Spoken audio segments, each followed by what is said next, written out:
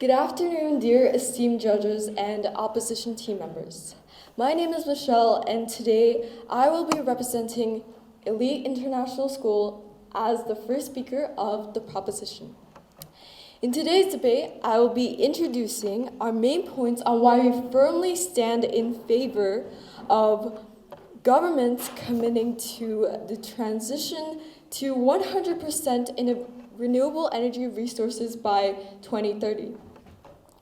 My task would include clarifying why we take this stance and why our stance clashes with the opposition team. Our second speaker, Marlijn, will be further elaborating on our points and giving us statistics and data to further materialize what we are trying to prove. Next up, or lastly, our third speaker, Bichuntuk, will be doing rebuttals and will fortify why we stand here today. Now, before we start off, I would like to give a few definitions. Now, our major definition today is climate change. What is climate change, and why is it so important on humankind's survival? Well, climate change is a major phenomenon facing everywhere and every place and everyone on Earth. With climate change, temperatures rise, natural disasters strike, and weather patterns fluctuate, as we see in Mongolia today as well.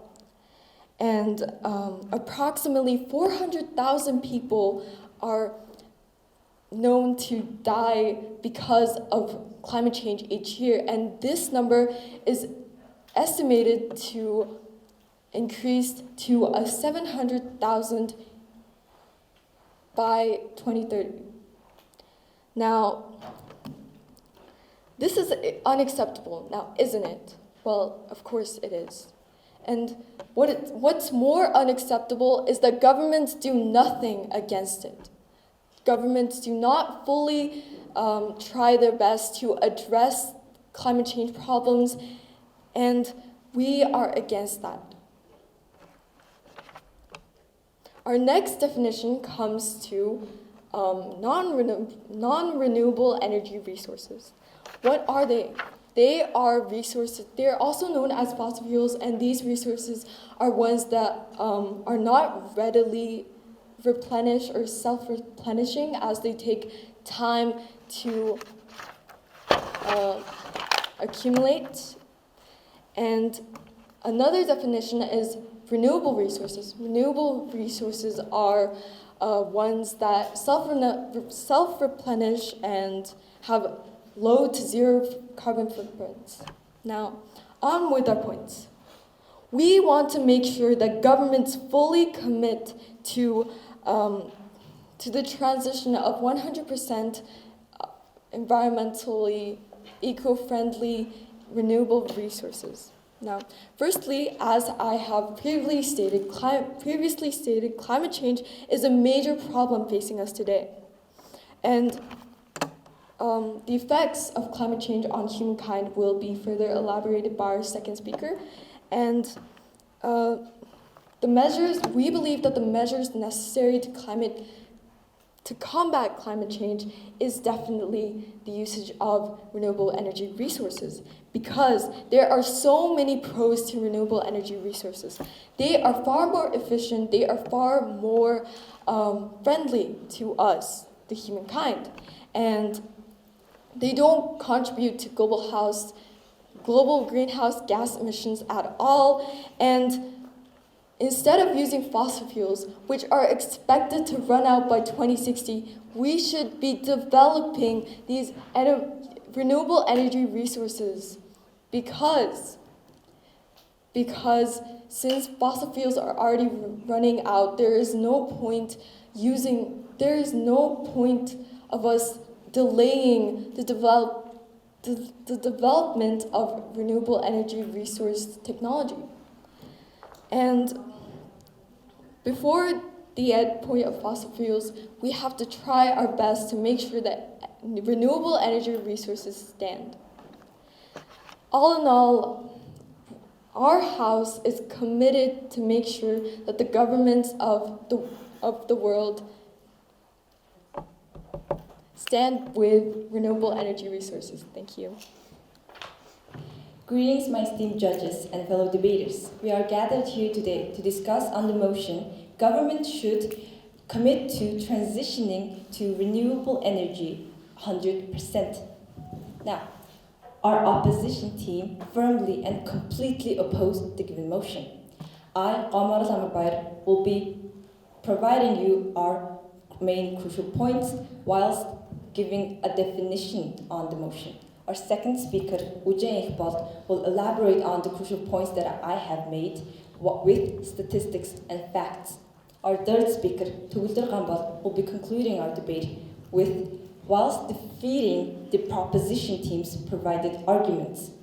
Now, firstly, you have to understand the essence behind renewable energy. Renewable energy resources are relatively less costly. Yes, it is acknowledged that. However, if we transition to 100% renewable energy, that means there will be no profit to support the economy. 100% renewable energy-based companies means they won't have much profit. That will mean the economy will decline. And if the economy declines, the citizens will be in danger of many consequences, many negative consequences. Now, the government cannot and is not able to commit to that, to transitioning to 100% renewable energy by 2030. You have to understand that 7 years is a significantly small amount of time. Let's regard SDG, Sustainable Development Goal, has been initiated in 2015. It has been 8 years since it has been initiated. And in that time, they weren't able to commit to much impactful things. And it is only 15% completed. In 7 years, you cannot commit to 100% renewable energies. That is simply impossible. Now, the cost of renewable energy. Developing countries will face harsh consequences if it is 100% transition to renewable energy. Developing countries, most of them rely on fossil fuels, and technology to infrastructure those renewable energies is simply impossible for those developing countries. For example, Mongolia. If you enforce policies that 100% commits to transition of renewable energy, that means that many industries, many fossil fuel companies and corporations will be at the risk of many consequences such as job loss, and I've mentioned before, declining of economy. That has major consequences.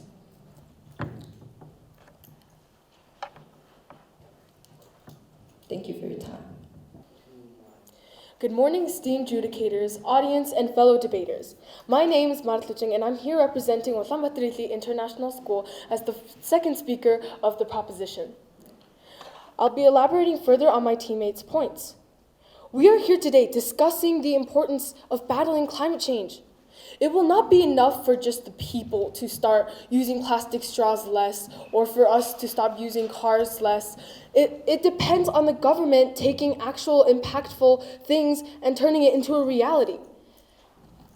Billions of tons of carbon dioxide is released into the atmosphere every year as a result of coal, oil, and gas production.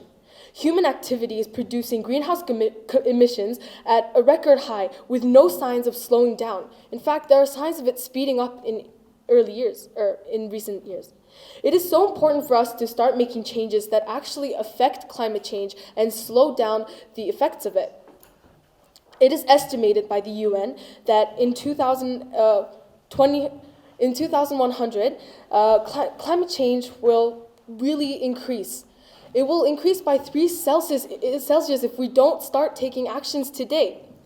If we do not stop the usage of fossil fuels and convert to convert to renewable energy sources by 2050, then our environment will essentially be doomed. There will be no Earth for our future generations to live on.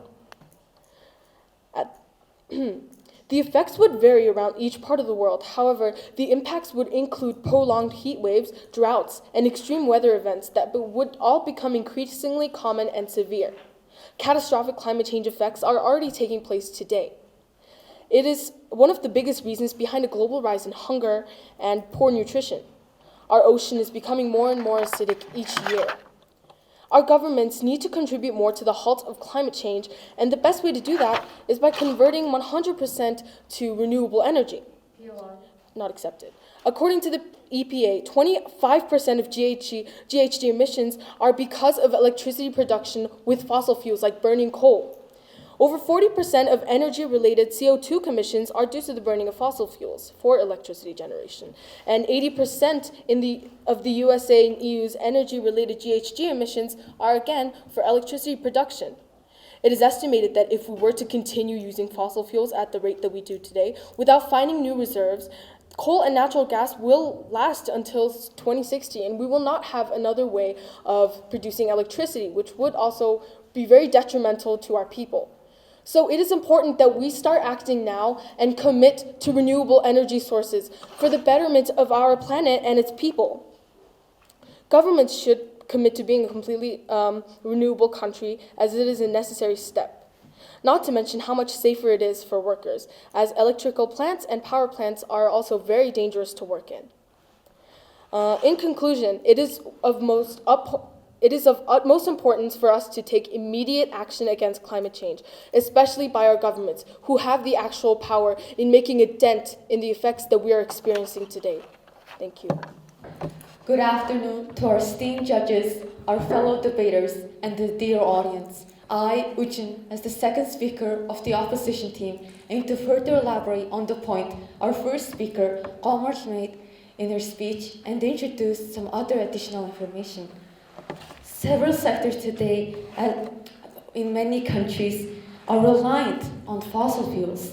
These include transportation, planes, cars, ships, industries such as manufacturing and mining, electrical generation, heatings for buildings. Now, take driving, for example. Most individuals are heavily reliant on it. It is undeniable. Over the past 8 years, since SDG 13 goals to establish renewable energy was established, sectors like transportation, heavy industries still heavily rely on fossil fuels. The scale and speed of replacing existing fossil fuels will be simply too gradual. As today's rate of progress, the world is still not on track to achieve SDG 7's goals of ensuring access to affordable energy and sustainable modern renewable energy by 2013. Globally, 700 million people still have no access to electricity, and 24 million people still cook using fuels detrimental to the health of the environment. The pace of progress for the SDG 7 targets is expected to further slow down because of energy crisis and provoked by the repercussion of the Russian invasion in Ukraine especially. The access gap has widened across regions for renewable energy. The 20 countries with the least access to renewable energy are home to 76% of the global population. Moreover, taking the account of economy, for governments to be fully committed to transition to 100% renewable energy by 2013, we must take into the account of the cost. Commitment to transitioning simply is too significant in its measurement. Industries reliant on fossil fuels might face financial challenges in rapidly adapting to renewable sources. Jobs that are in traditional sectors might need retraining programs from the government, and investment in new job sectors especially are simply too monumentally costly to go through.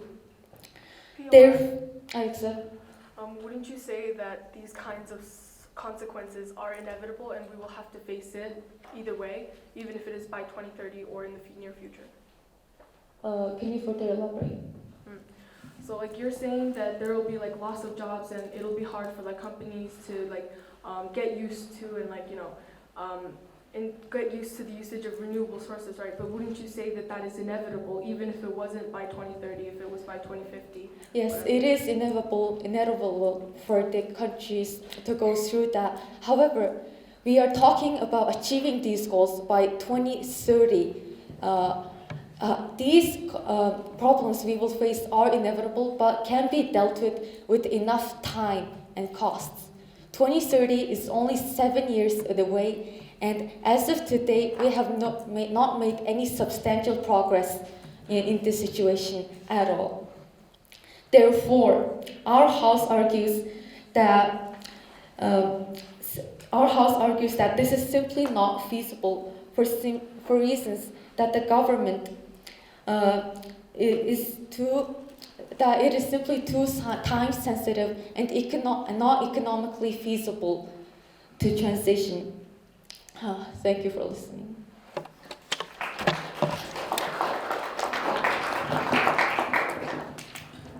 Good afternoon, esteemed judges, opposing team, and audience. I am the first speaker of the proposition and will be citing what my team has previously stated and responding to the arguments of the opposition. Now, as the motion suggests, governments should commit to transitioning to renewable sources of energy. And you may think this goal is unrealistic or it is dreaming, but recorded by the Climate Council Research Facility, in recent years, countries like Costa Rica, Iceland, and Uruguay, etc., have been able to achieve an average of total energy sources being from renewable energy sources of 90%. Think about it. All fossil fuels, coal, oil, and gas, almost completely substituted by renewable energy sources like wind turbines, solar panels, or dams, to name a few. Take Costa Rica as an example. For over 8 years in a row, Costa Rica was able to achieve and hold the world record for most consecutive years using solely renewable energy. This shows it is not only possible, but it has been done before, multiple times for multiple years. If we can band together and advocate our governments to prioritize renewable energy sources, we can make a difference. Something small like signing a petition, going online and advocating or donating to causes for renewable energy sources can go a long way. And in this day and age, where climate change is becoming a worse issue every day at a rapid rate, our main focus should be the transfer from unrenewable sources of energy like burning of coal or usage of oil has been stated, and to reiterate, by the EPA has mentioned that burning of fossil fuels causes 75% of total global atmospheric emissions. With this information, we must act now, or this situation will rapidly increase and cause a true detriment to our planet. Not accepted. This is why we must advocate our governments to switch to renewable energy sources before it's too late, for the sake of our planet Earth. But of course, the goal full 100% might be unrealistic, but we must try our best to save our planet. And not only is it entirely possible for fossil fuels to run out, but research done by Infinity Renewable has estimated that they will run out, that fossil fuels like coal, oil, and natural gases will run out by the year 2052 due to excessive mining and usage. So it is our best interest for us and our future to transition to renewable energy sources. Now, onto my rebuttal. As the first speaker has stated, governments don't have the ability to convert fully to renewable sources of energy.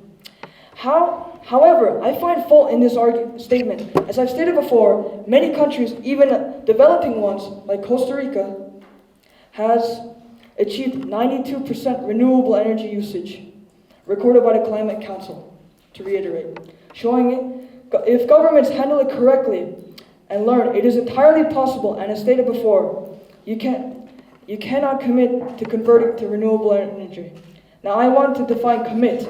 Commit is not to fully do, but to do as much as you can to resolve an issue. We must strive to try our best as we can address climate change. Now, all in all, this House strongly advocates that governments should be enforced to switch to renewable sources of energy in the following years for sustainability of our planet. I rest my case. Thank you.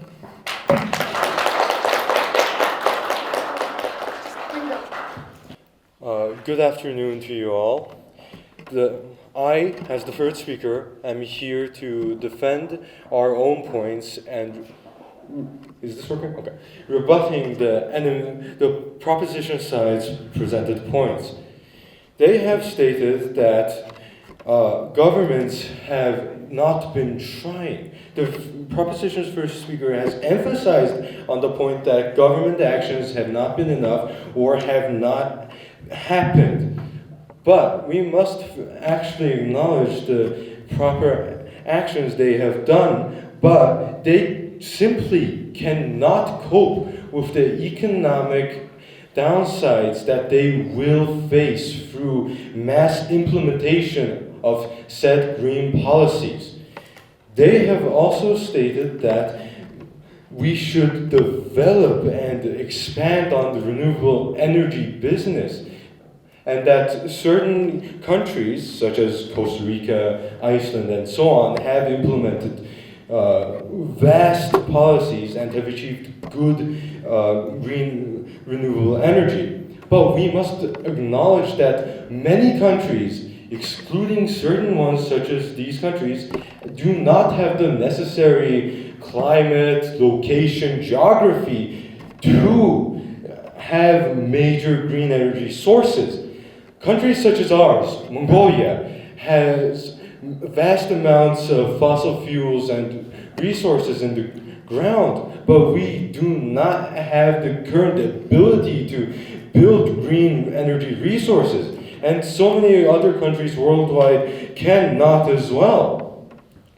They have also stated that for the betterment of our world and people, government actions are necessary. Yes, we absolutely do acknowledge this. But the current time frame that 2030 wishes to accomplish is simply too limited. We are lacking the amount of time to fully implement these policies. And in order to make a better impact on this, we have to take into perspective the total amount of time, total amount of resources we can exert for this. They have stated that the word commit is relative to attempting and trying.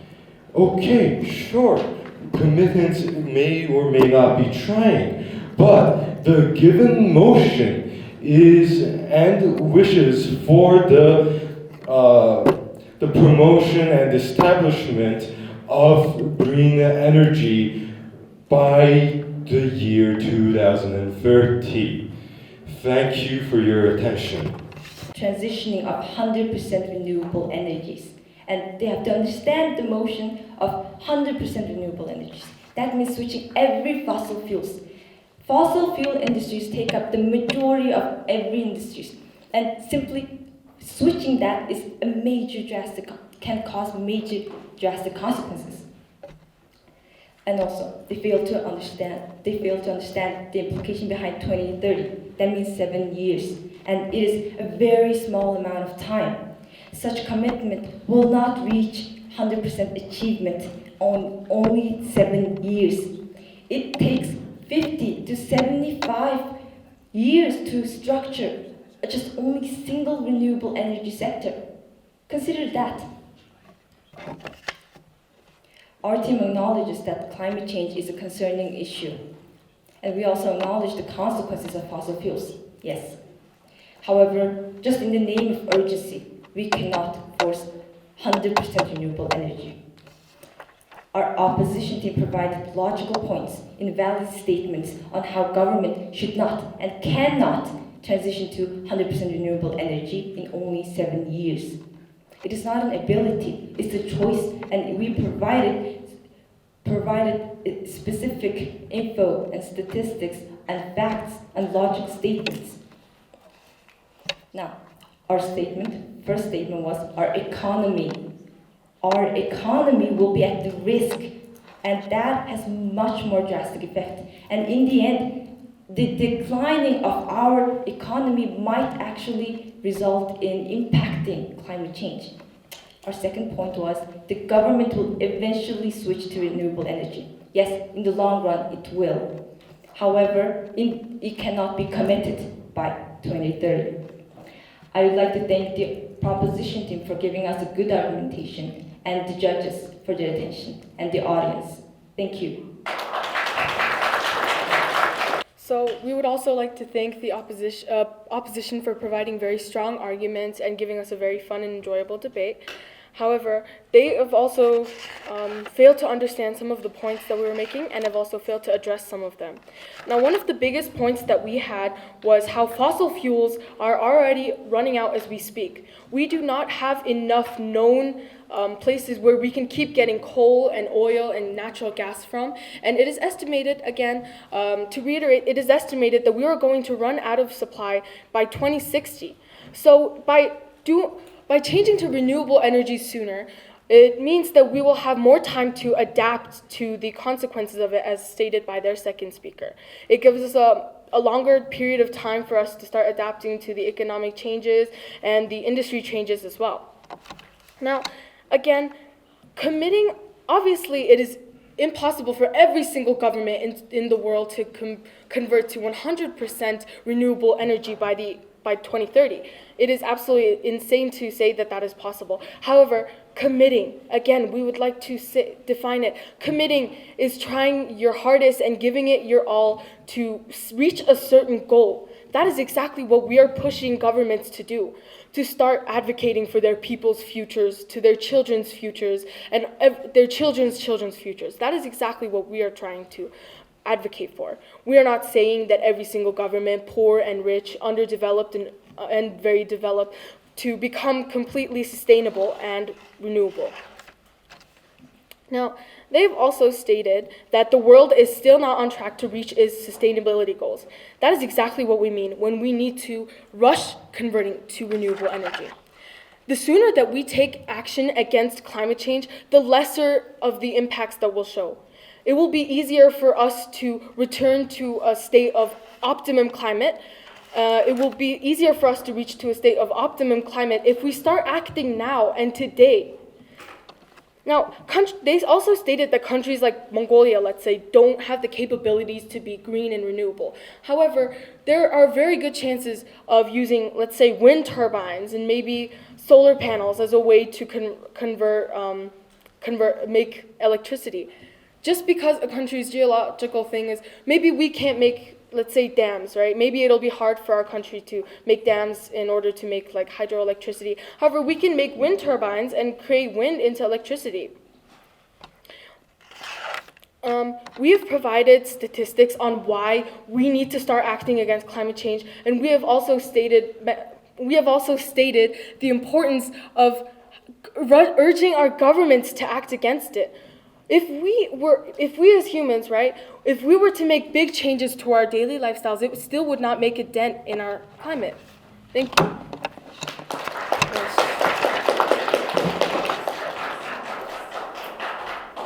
Rationale behind switching to renewable energy.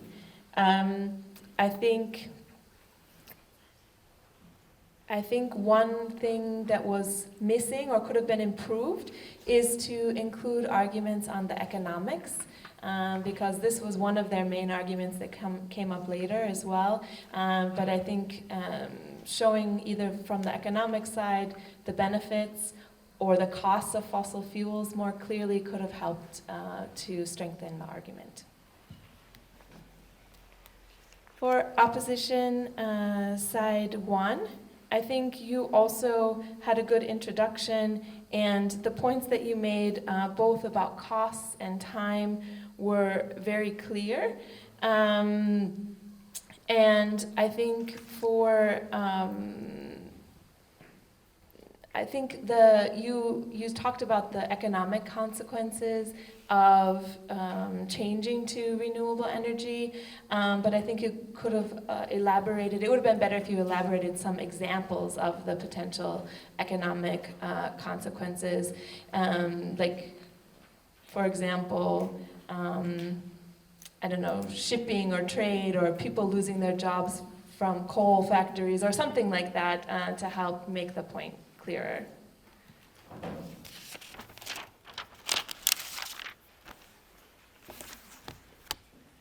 For proposition side two, number two, sorry, speaker two, I think you also had a good introduction, good data on climate change and the impacts of climate change. I liked that you used certain statistics, and also started to make more of an emotional appeal together with the statistics by talking about the potential impact for future generations. So I think if you had also strengthened that emotional side along with the facts and figures, that would have made your argument even stronger. Also, I think talking more about the possibility of renewable energy, that it is possible, and show examples of that, would also have been helpful. For opposition side two, and speaker two, sorry, Yuchin, you also had great statistics and good arguments regarding the broader economic impacts and costs. And I think, the point about focusing more on people without electricity and access to clean fuels was also powerful. I think referring back to the not enough time, not enough money argument also could have brought it together a bit stronger in this part. So what is your overall content satisfaction? Like we talked about. Yeah, so overall, I think the content in terms of impacts, climate change impacts, was good. From this side, I think at the end you only just started to show that renewable energy is possible, which I think was also a really positive move from the third speaker to show positive examples. And I think if you had strengthened the arguments about the positive economic effects of renewable energy, as well as the kind of negative costs of fossil fuel energy as well, this would have further strengthened your argument. For the opposition team, I think, as earlier stated, I think you had some good, I think if you had good examples about why time and the speed were an issue, and I think if you had proposed an alternative direction or time frame that acknowledged the need to change still, but and clearly showed how an alternative timeline would have been better, I think this could have also really strengthened your argument.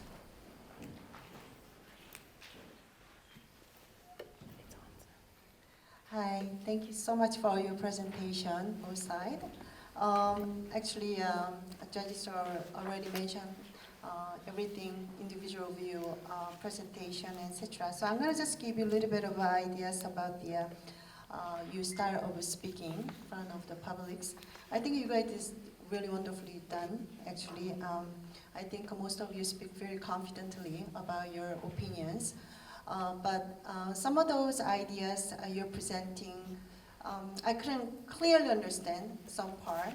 I guess the argument should be more clear when you're speaking to the public, because I don't know, even though you guys had some database and the statistic sort of data to argue, but then I realized some of them are just talking. Some of them is your ideas. I don't know where they're coming from as well. So I think those things should be a little bit of, you need more background and more specific data to present to the audience. So exactly we know where it's coming from. I think it's a very important source of the information.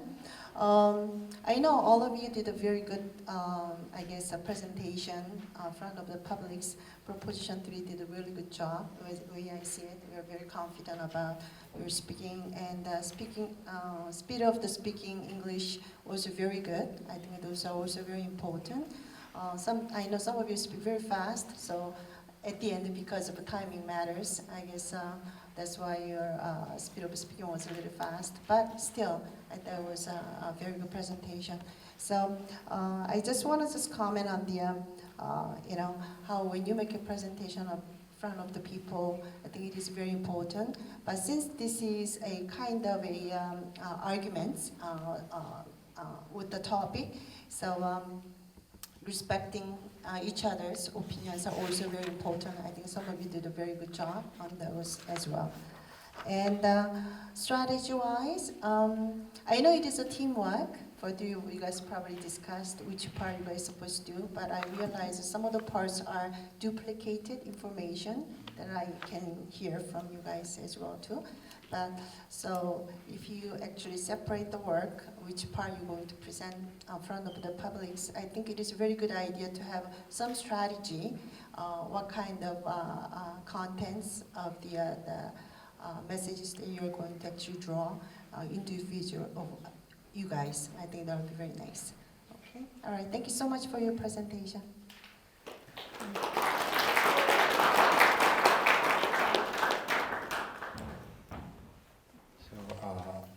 Thank you for a good match. It was a really pleasuring match to judge. So one thing I would like to add on is that when I was competing in the youth debating championship last year, for the final, they gave the motion climate change is a myth. So I had to play as a proposition, and it was really hard, but somehow I placed first. So what strategy did I take was that first thing is that the motion, if you look at the motion, it says the word governments. So government action doesn't mean that it's enough. So fighting off against climate change is the effort of all the people. So not only the governments, not only the documents, but we should really encourage the people, the consumers, the one who's like competing in the economy, like all of the industry, and also private sector and public sector, they should also have a partnership to fight off against climate change. So it's not really sufficient for not only just the governments to fight off against climate change. If we just like implement a non-achievable and like non-measurable and overly ambitious goal, it may discourage the future actors who may try to strive for the transition of renewable energy. So the goal, every goal, it should be measurable, it should be achievable, but it should be challenging. So opposition team, if you guys actually focus more on this aspect, like how the goal should be, like how should it be placed, you guys, the overall content would have been more better. I'm not saying it wasn't enough, it is good. And for the proposition team, need to like work on your style more, because like all of you guys are speaking too fast, but when it comes to like timekeeping, you have like spoke for 4 minutes or like 3 minutes and like 30 seconds before the actual like recommended time. So keeping track of your timekeeping and like speaking manners. So all of you have a room for improvement, but it was a really good match. Thank you so much.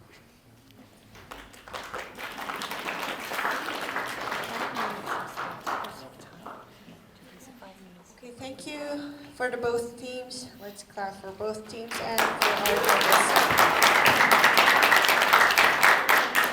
So we will have a 15-minute break while our judges finalize their scores, and you can have a restroom break. Thank you.